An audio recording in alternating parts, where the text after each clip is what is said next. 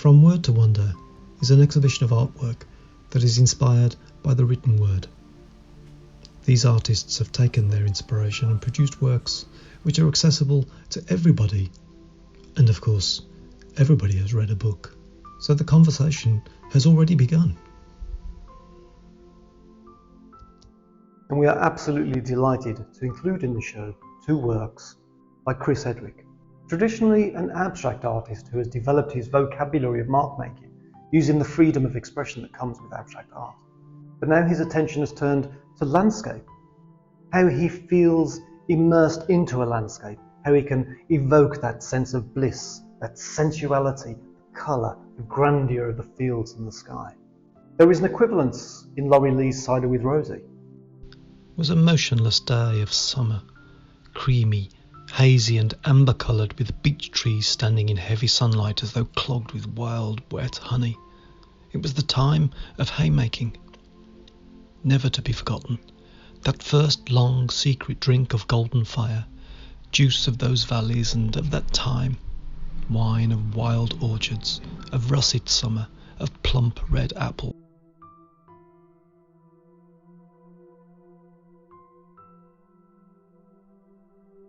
We're really pleased to be able to include in the show the works of Debbie Lee. This one here, the Transformation Triptych, over 8 feet wide, we've installed into the cafe. This piece tells the story of the evolution of Britain, its landscape and its culture, hinted at by William Blake in his great poem Jerusalem, but also a collection of stories by Amy Jeffs called Storyland.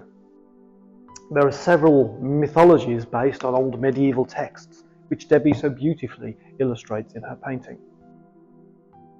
Then he went to his chamber and the wooden chest in which he had hidden the cloak. As he opened the lid, the smell of fish wafted up to greet him. He lifted the garment out and took it to the window. Moonlight splintered in each scale. He put on his disguise, drew the hood over his face, and crept out of the room.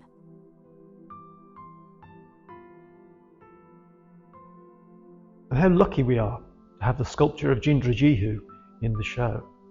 Jindra's work is inspired by the mycelial network and the work of Merlin Sheldrake in his book The Entangled Life.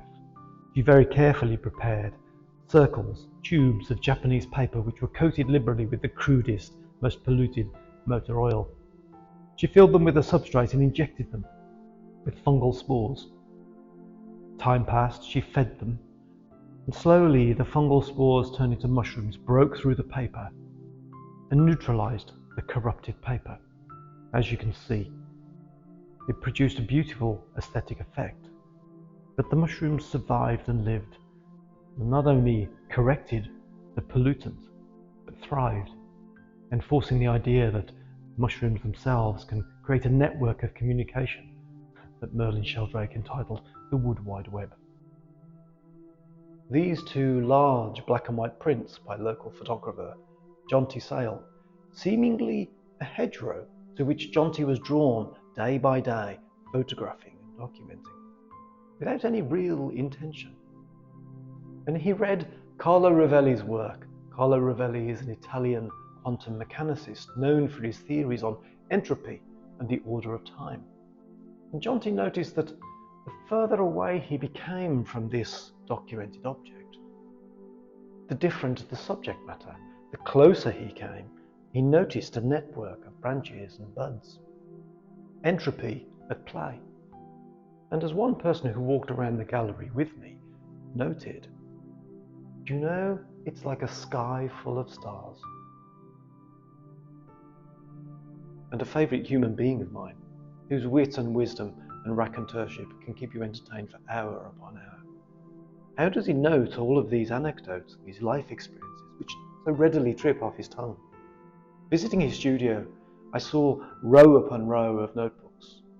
Every artist does this. And I asked him, how does he recount all of the stories that he so willingly offers? He said he meticulously note takes. He writes down thoughts, scribbles, memories.